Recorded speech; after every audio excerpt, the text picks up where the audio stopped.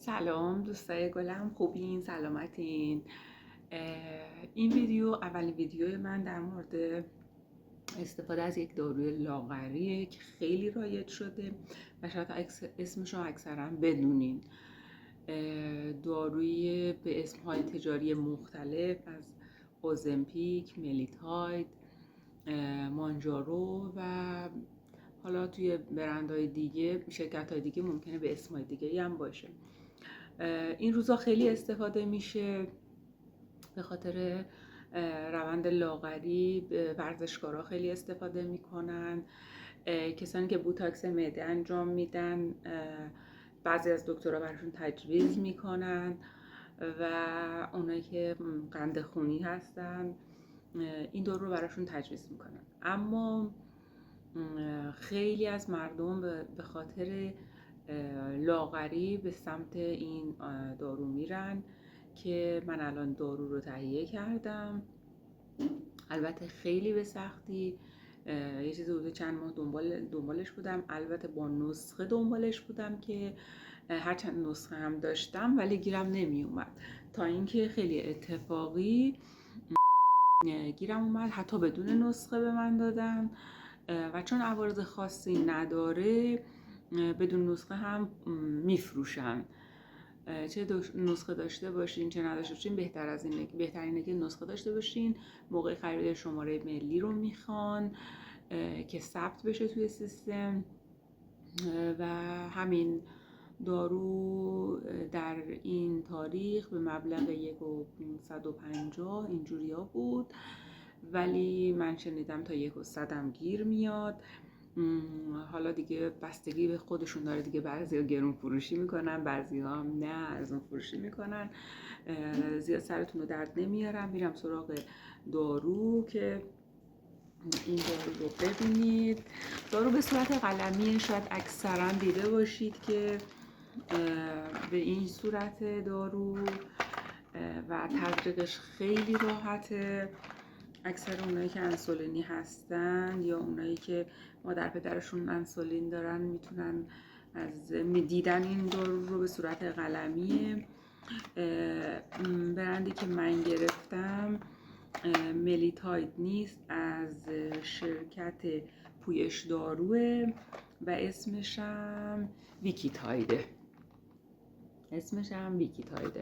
فرقی نمیکنه، از یک خانواده هستن و نکته‌ای که داره باید حتما تو ارسالش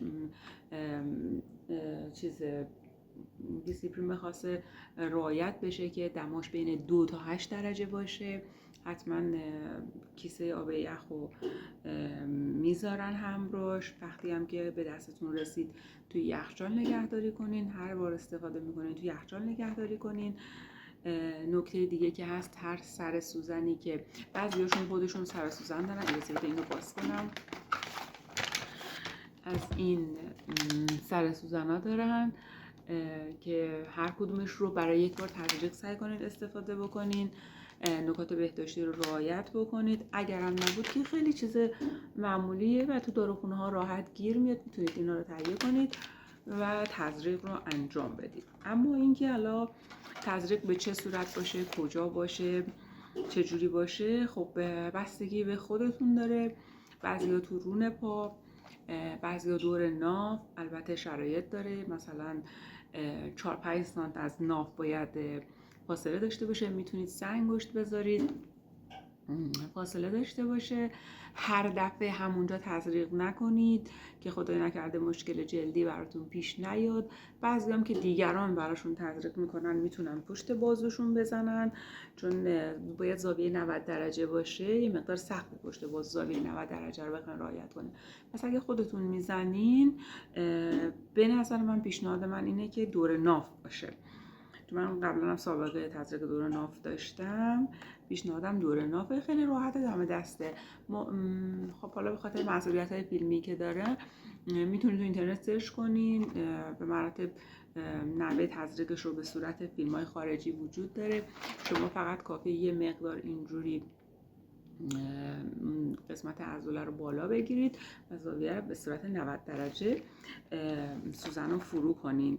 اما اینکه چقدر باید تزریق کنید دکتر باید بهتون بگه. سرخود این کار رو انجام ندید، چون برای هر کسی ممکنه یه دوزی رو دکتر بگه. اما روالش به این صورته که معمولاً با 6 شروع میشه. قبل از 6 یعنی کمتر از 6 معمولاً اثری نداره. حالا هر وقت اثر شد خوبه بهتون بگم که این دارو چه اثری ممکنه داشته باشه. این دارو یه چیز شبیه قرصای کاهش اشتها. اگر قرص زیره خورده باشن، قرص گیاهی زیره، حالا من کاری با قرصای شیمیایی ندارم، اشتهاتون رو خیلی کم میکنه. یه جور احساس سیری کاذب بهتون میده و احساس میکنید معدتون سنگینه.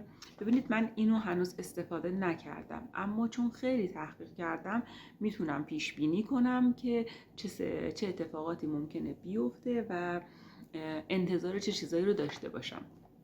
پس این دارو با دوز 6 که شروع بشه سیری کاذب میاره.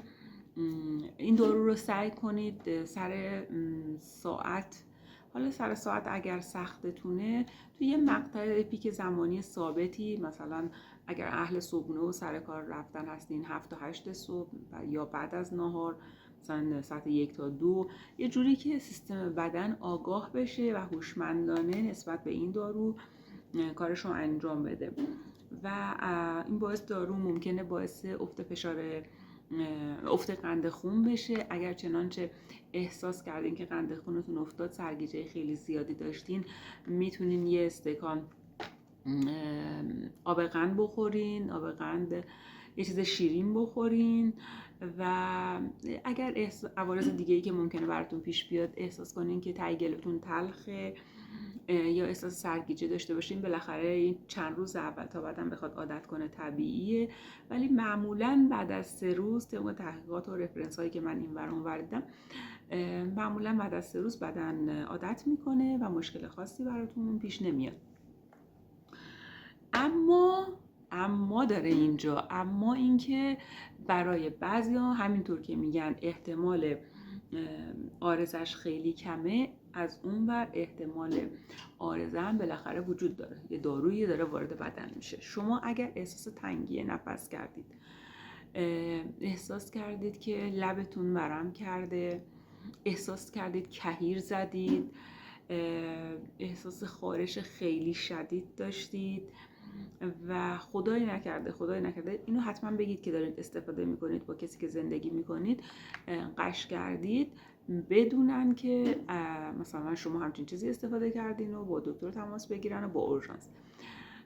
اگر که یکی از اون حالتهای کهیر و این چیزا بود، قرص سیتریزین میتونین استفاده بکنین، ولی حتما باز دوباره تماس بگیرید با اورژانس یا با پزشک که ببینید بازم دارو رو ادامه بدید یا نه. معمولا با دوز 6 که شروع میشه، هفته اول 6 که شروع میشه، این اتفاقا نمیفته، اما 1 در 1000 بالاخره هر بدنی یه جوره و ممکنه همچین اتفاقی بیفته. آمادگیشو داشته باشید. بعد از اینکه دوز 6 رو شروع کردین، میتونین دوز رو افزایش بدین. 1 هفته 6 هفته بعدش میتونین با 1 و 2 شروع بکنید. و این قلم که خودش آماده است و عدد داره. تصمیمی که من گرفتم اینه که من میخوام به مدت 1 ماه با دوز 6 شروع بکنم. انتظار دارم که علاوه بر این که دوز 6 رو شروع میکنم، حدود 3-4 کیلو وزنم کم بشه. حالا کمتر بیشتر دیگه بسته به خودم داره. باز به شما دوستای عزیزم میگم این دارو، این آمپول بسیار زیبا قرار نیست معجزه بکنه، قرار نیست کاهش وزن آنچنانی به شما بده و شروع کنه چربی سوزی کردن. انتظار معجزه رو ندارید داشته باشید. شما روند عادی زندگی خودتون رو باید داشته باشید. برای سلامتیتون باید ورزش بکنید، برای سلامتیتون باید سالاد بخورید، فیبر استفاده کنید، پروتئین هاتون رو باید استفاده بکنید. اگر رژیم غذایی خاصی دکتر بهتون داده، چه میدونم مربی بدنسازی بهتون داده و اینا، حتما اونا رو به صورت عادی در زندگی عادی ادامه بدید. این کمک میکنه به سیری شما، به اینکه احساس کنید که معده شما پره و بگید that's enough، دیگه نمیخوره. و اگه قبلا یه کوه برنج میکشیدین میخوردین، چند تا قاشق بخورید کافیه براتون. یه چیزی مثل اسلیو، دیگه نمیتونین زیاد بخورین، یه همچین حالتی داره. دیگه مورد دیگه ای که بخوام بهتون بگم، ممکنه تو دفع مشکل پیدا کنید، یبوست بگیرید، نترسید، چیز کاملا طبیعیه. خب بالاخره وقتی کم میخوری، خب معذرت میخوام، کمم دفع میکنی دیگه. پس این مورد اگر براتون پیش اومد مشکل نیست. همونطور که برای کسایی که بوتاکس معده انجام میدن این حالت براشون پیش میاد، معده درد، بوتاکس های معده درد دارن، رودهشون درد میگیره، دفعشون خیلی سخته یا دفعشون دیر به دیره. همچین انتظاری میشه از این دارو داشت که دیر به دیر دفع کنه. اما برای جبران این مشکل شما باید حتما مصرف آبتون رو بیشتر بکنید و دریغ نکنید از آب خوردن. حتما یه بطری 1 لیتری آب معدنی کنار میز کارتون باشه. اگر خانه‌دار هستید کنار میز و کنترل تلویزیون که خانم‌ها خیلی علاقه دارن باشه و مصرف آبتون خوب باشه. خوب دیگه هم برای پوستتون خوبه، هم برای روند چربی سوزی، هم برای احساس سیری، هم برای تاثیر این آمپول. شما میتونین چیز کنین، مصرف آبتون رو بیشتر بکنین که مشکلی براتون پیش نیاد. من اینو الان باز میکنم به شما نشون میدم. شاید خیلیاتون استفاده از این قلمیا رو بدونین، حالا علاوه به دلایل و کیسای پزشکی دیگه‌ای. برای اونایی که نمیدونن به چه صورته هم باز میکنم و یه دونه بهشون نشون میدم. البته قبل از هر چیزی باید استریل کنید اون قسمتی که میخواین تزریق انجام بدین. یه با یه پنبه کوچولو الکل استریل کنید، بعد تزریق رو انجام بدین. سوزنش بسیار بسیار ظریفه، هیچ دردی نداره و انقدر ظریفه که شما باید حواستون باشه که کج نشه. در این حد بهتون بگم، شما مثلا اگر درش رو بلند کردین بخواین درش رو دوباره بذارین روش، احتمال کج شدنش 99%. به این صورت بهتون میگم. و از اونجایی که باید تزریق به صورت عمودی 90 درجه صورت بگیره، پس تمام تلاشتون رو بکنید که یک بار درش رو بردارین، استفاده کنین و بندازین بره. دیگه مجبور به این دوباره کاری ها نشید. خب من الان اینو باز میکنم، دستامو بالاتر بگیرم با ناخون، با پشت ناخون باز میکنم و این سرنگشه.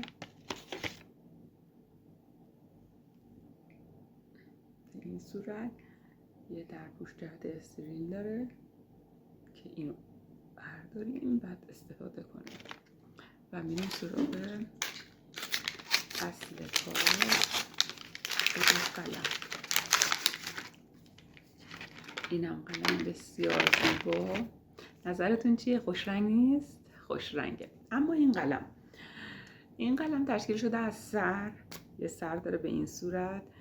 این قسمت شما این سوزن رو کار میذارید و اینجا درجاتی هست. من سعی میکنم جلوی دوربین بگیرم ببینید درجه ها رو نشون میده. این قسمت محفظه‌ایه که دارو توشه و اسم دارو رو به این صورت نوشته. دارو معمولاً فکر میکنم 18 میلی گرم داشته باشه داخلش. و قسمت مهم ماجرا این درجه است. شما باید خیلی حواستون به این درجه باشه. معمولا اینجوریه که این قسمت رو من جلوتر میام که اینو راحت بگیرم.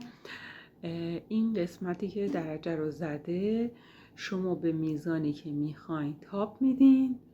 مثلا 6/10 که میخواین استفاده کنین تاپ میدید. یه صدای گریش گریشی میده به این صورت، یه صدایی میده و شما نگاه میکنی ببینید مثلا عددش روی چقدر میاد. الان ببینید نمیدونم مشخصه.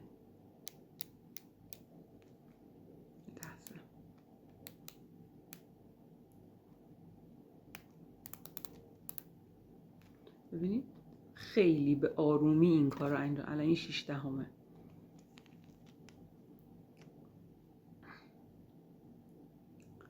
الان این 6/10. خب خیلی به آرومی تاب میدین، چون به محض اینکه یه کوچولو بیشتر اگر تابش بدین میره روی 1 و 2 و بعد باید برگردونید و این کار درصد خطا و احتمال این که بخواد این کار انجام بشه بیشتره و اصلا پیشنهاد نمی‌کنم بخواین این کار رو سریع انجام بدین. و اینجا یه چیزی داره که فشار میدین و دارو تزریق میشه به همین راحتی. شما بعد از اینکه تنظیمش کردید درش رو اول در پوش رو باز میکنیم.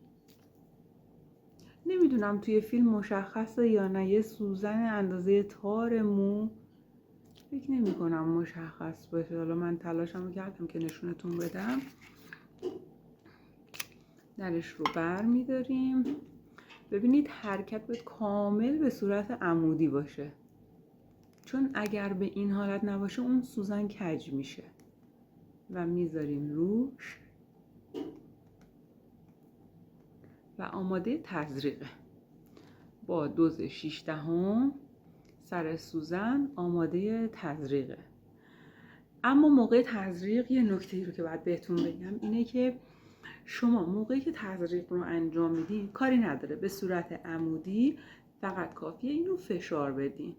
حالا یا سریع یا تون یا آروم دیگه بستگی به خودتون داره دیگه که بدنتون چجوری تواناییشو داشته باشه. بعضی از آمپول میترسن مثلا ایش یواش یواشی میکنن، بعضی هم که محکم فشار میدن میگم بذار تمام بشه. اما نکته‌ای که میخوام بهتون بگم، چون من سابقه تزریق آمپول قلمی رو دارم، اینه که وقتی زدین فوری نکشین بیرون، تا 3 ثانیه بشمارید، بعد از اون درش بیارین که خیالتون راحت بشه همش تزریق شده و چیزی موقع به سمت بالا کشیدن همراه اون سر سوزن بیرون نیاد. این یه مورد بعدی، اگر یه وقتی احساس که نه یه وقتی دیدین یه قطره خونی اومد، اصلا نگران نباشید، بالاخره یه جسمی وارد بدن شده، یه قطره خون کاملا طبیعیه. نکته خیلی خیلی مهمی دیگه ای که باید بهتون بگم اینه که هر روز یک جا تزریق نکنید. طرف دیگه مثلا سنگوش بالاتر، سنگوش بالاتر. دکترها میگن 5 سانت، حالا ما خانوما به خاطر اینکه دم دستمون انگشته میگیم 3 سانت. بالا پایین چپ راست مورب میتونین اینو تزریق بکنین. اما یه نکته خیلی مهمتر، پس ببینید من چند تا نکته مهمو دارم بهتون میگم. این که جاش نباید جای تکراری باشه، این که حتما به صورت عمودی باشه، این که تا قبل از اینکه خیالتون راحت نشده و سوزن تا ته نرفته به هیچ عنوان فشار ندین، داروتون حیف و میل میشه. بعد از اینکه فشار دادین یه چند ثانیه بشمارید، 1 2 3 بشمارید، بعد درش بیارید. اما مورد دیگه که میخواستم بگم چی بود؟ یه مورد دیگه هم میخواستم بگم یادم رفت. قبل از هر آمپولی، قبل از هر تزریقی باید چک بکنید که این مجرای خروج مایع دارو باز باشه. بالاخره همه جای دنیا پیش میاد و درصد این اتفاق تو ایران خب مسلما بیشتره. اگه دقت کرده باشین خیلی شیک تو پرستارا اینجوری میگیرن هوا. شما به محض اینکه سر سوزن یه قطره دیدین یعنی این راهش بازه و میتونین با خیال راحت تزریقتون رو شروع بکنید. خب دیگه نکته خاص دیگه ای نداره. اگر صحبت چیز دیگه بود من یادم اومد توی کپشن براتون مینویسم. انشالله که هر کس که لازم داره گیرش بیاد. انشالله که سر خود این کار انجام ندین. اولویت رو بذارید با رژیم، در کنار رژیم ورزش اینو استفاده بکنید. و یه قیمتی هم پرسیده بودین، قیمت فکرم خارجی اوزنپیکش الان روی 22 میلیون اینجوری هست. بر همین شرکت های ایرانی دست به کار شدن و ایرانی شو زدن. قرصش هم اومده. من قرصش رو تایید نمی کنم چون خیلی تحقیق کردم، ولی خب متاسفانه ندیدم که به چه صورته. حالا من اینو تزریق میکنم و بعد در ویدیو دوم میام براتون میگم که چقدر کاهش وزن داشتم و کاهش وزنم به چه صورت بوده و خودش رو خوب نشون داده یا نه. خیلی ممنون از شما. اگه سوال چیزی دیگه ای دارین پایین بنویسین. دیگه برام دعا کنین. لایک و سابسکرایب هم یادتون نره. بای.